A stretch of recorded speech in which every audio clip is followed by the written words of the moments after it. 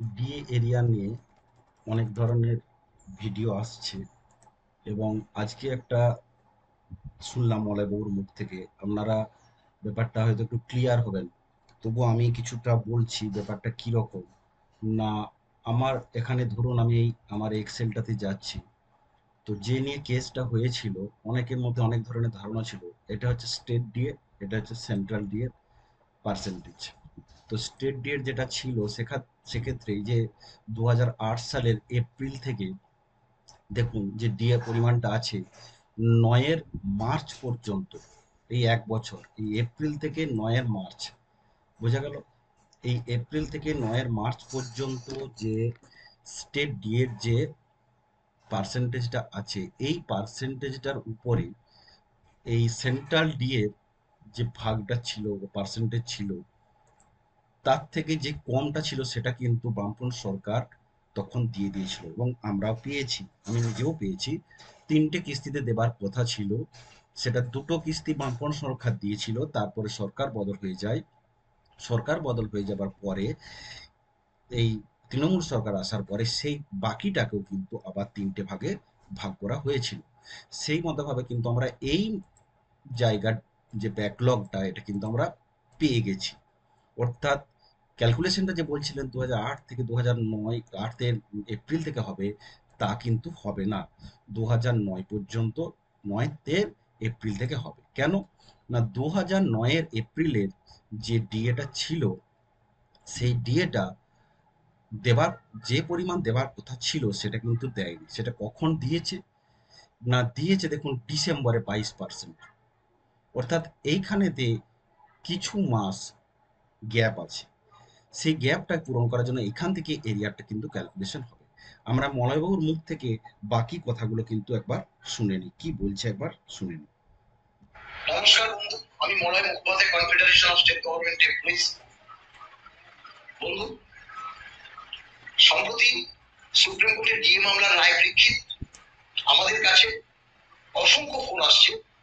Basic প্রশ্ন, কেউ জানতে চাইছে কবে থেকে কবে পর্যন্ত ডিএটা পাওয়া যাবে।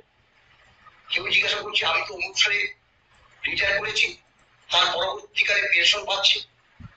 কেউ বলছে যে আমার যে হাজবেন্ড বা ওয়াইফ গত হয়েছে, আমি পেনশন পাচ্ছি, তাহলে কি আমরা পাবো কি পাবো না। বিভিন্ন প্রশ্ন, কবে থেকে কবে পর্যন্ত বকেয়াটা পাবো, নানাবিধ প্রশ্ন। এটাই স্বাভাবিক, তার একটা অভূতপূর্ব জয়। এটা তো অভাবনীয়।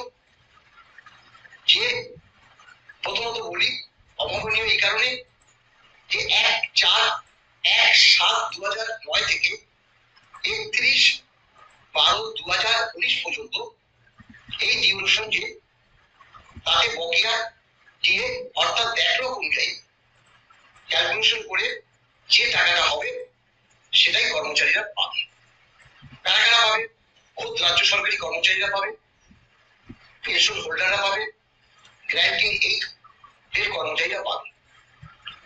এখন এই যে পঞ্চম বেতন কমিশন বাম আমলে গঠন হয়েছিল, পঞ্চম বেতন কমিশন 1/1/6 থেকে 1/1/16 এসে শেষ হয়।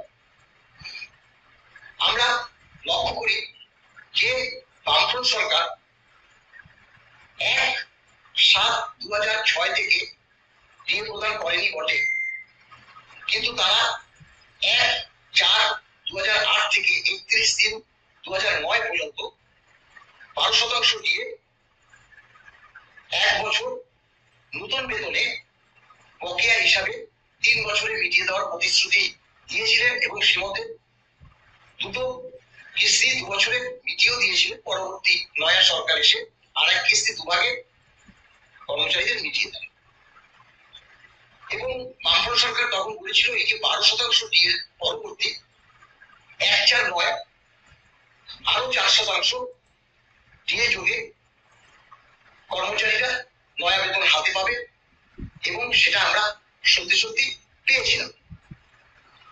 এবং এটা যে বলছি, এটা কিন্তু রোপাতে একদম লিপিবদ্ধ করা ছিল। রোপা 9 নাম্বার 1690 এর ডেটে 23/2/2009, সেখানে বলা ছিল the government employees DA title of the period from 1/4/2008 থেকে 31/3/2009,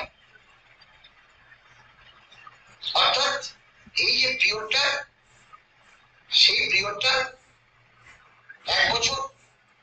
সেই 1 বছরের ডিএটা যেটা আমি বললাম এরিয়া হিসাবে দেবে। পরবর্তী 1/4/2009 আরো 4% যোগে, অর্থাৎ 16% যোগে নয়া বেতন লাগু হবে, এবং সেটাই হয়েছিল।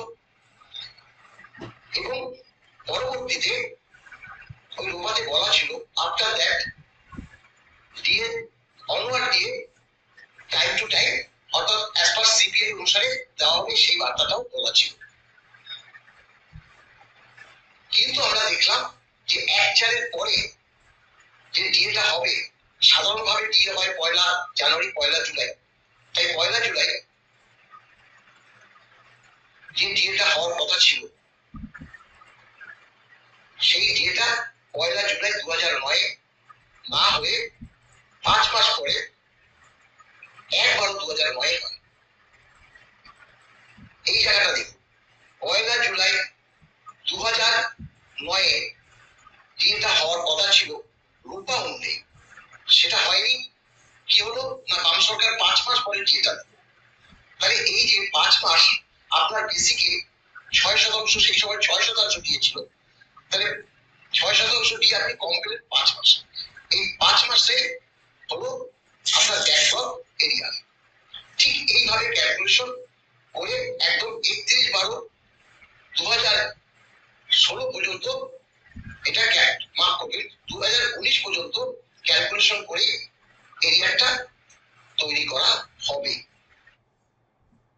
তাহলে শুনলেন ব্যাপারটা কিরকম না, এই যে হলুদ যে জায়গাটা আমি করে দিয়েছি এখান থেকে একবারে এখান পর্যন্ত, এই মার্চ পর্যন্ত, এটা কিন্তু পেমেন্ট হয়ে গেছে, এটা কিন্তু আর পাওয়া যাবে না। জুলাই মাসে কিন্তু দেখুন সেন্ট্রাল দিয়ে কিন্তু জুলাই মাস থেকে বাড়তো। আমরা দেখুন, আমি এটা বড় করে দিচ্ছি, পেজটা বড় করলে আমরা বুঝতে পারবেন। দেখুন জুলাই মাসে প্রতি বছর বাড়ছে, দেখতে পেয়েছেন 27-45 বাড়ছে, এখান থেকে চেঞ্জ হচ্ছে। তাহলে সিপিআই অনুসারে এটা চেঞ্জ কিন্তু আমাদের স্টেট গভর্নমেন্ট কিন্তু করেনি। তাহলে জুলাই মাসে সেই 16ই রেখে দিয়েছিল, July, August, September, October, November. তাহলে কি হলো না, এইখানেতে আগের থেকে আবার কম দিল।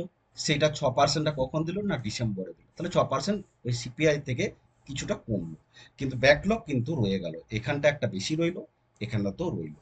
আবার পরবর্তীকালে পরের বছর আবার জুলাই থেকে কিন্তু সেই একই ঘটনা ঘটছে। এইভাবে কিন্তু ব্যাকলগের হিসাবটা কিন্তু প্রতি বছর হয়ে যাবে। সুতরাং আপনারা 2008-এর এপ্রিল থেকে 2009-এর মার্চ পর্যন্ত কোনো এরিয়ার কিন্তু বকেয়া নেই, এটা কিন্তু মেটানো হয়ে গেছে। এরপরে যেটা প্রশ্ন হলো যে এই এরিয়াটা কারা কারা পাবে, একবার শুনে নি ওনার মুখ থেকে কারা কারা পাবে। আমার হাজবেন্ড বা আমার ওয়াইফ চাকরি করতে করতে অমুক তারিখে মারা গেছে, তারপরে আমি পেনশন পাচ্ছি, কোনো রিলেটেড, অর্থাৎ আনম্যারিড ডটার, উইডো ডটার, তারাও প্রশ্ন করছে আমরা কি এই এরিয়াটা পাবো কিনা। সেক্ষেত্রে বলি যে ধরুন 1/7/2009 চাকরিরত আছে, এবং 31/12/2019 সেই সময় পর্যন্ত চাকরিরত আছে, এখানে তো কোনো অসুবিধা নেই। যিনি চাকরিরত আছে তিনি একদম ফুল যে বেসিক তার উপর ডিএটা ক্যালকুলেশন হবে এবং এরিয়াটা পাবে।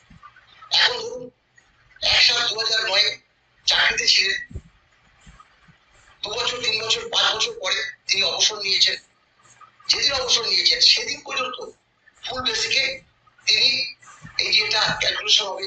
পরবর্তীকালে পেনশনে যে বেসিক, তাতে সেইভাবে ক্যালকুলেশন হবে সেই 31/12/2019 পর্যন্ত। পেনশন হোল্ডাররা সম্পূর্ণ যদি ধরুন 1/7/2009 আগেই তিনি রিটায়ার করে গেছেন, অনেকে ভাবে আমি তো 2000 সালে রিটায়ার করে গেছি, কেউ যদি বলে আমি তো 98 সালে রিটায়ার করেছি, এখনো সে হয়তো জীবিতই আছে, তারা ভাবছে যে আমরা কি পাবো না, নিশ্চয়ই পাবেন, আপনারাও পাবেন। ওই তখন আপনারা যেহেতু অবসর নিয়েছেন, তাই অবসরকারী যে বেসিক, সেই অবসরকারী বেসিকের যে ডিএটা, সেটাকে দিয়ে না বললেও আমরা সাধারণত ডিএ কথায় উঠে আসে, ডিআরএস রিলিফ বলে, ডিআর, সেই ডিআর মানে ডিআর ক্যালকুলেশন করে তার ডিএটা হবে। একদম সোজা প্রশ্ন। আর একটা প্রশ্ন আসে যে আমার বাবা চাকরি করতো, বাবা রিটায়ার করেছে, পেনশন পেত, মা তার আগেই মারা গেছে, পরবর্তীকালে বাবা পেনশন পেতে পেতে মারা গেছে, তাহলে এই যে এরিয়ারটা, সেই এরিয়ারটা কি আমি বা আমরা অর্থাৎ সন্তান সন্ততি প্রশ্ন করছে পাবো না?